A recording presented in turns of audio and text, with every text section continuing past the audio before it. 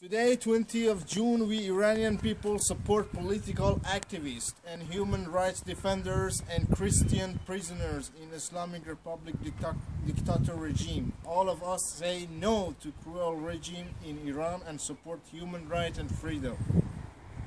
Idag 7 juni stöttar vi iranska politiska prisoner, politiska aktiviteter, mänskliga rättigheter aktiviteter och noen som sier nei til islam og sharia-lov.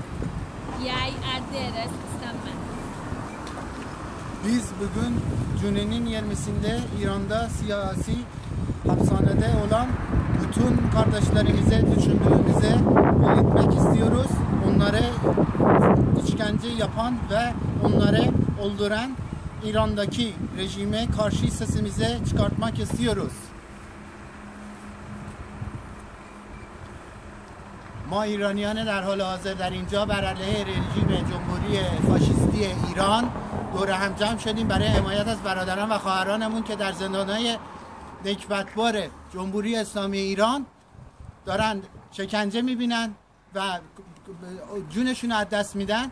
برای حمایت از اونا ما اینجا دور هم جمع شدیم و حمایتمون رو همینجا اعلام می‌کنیم. پاینده باد ایران.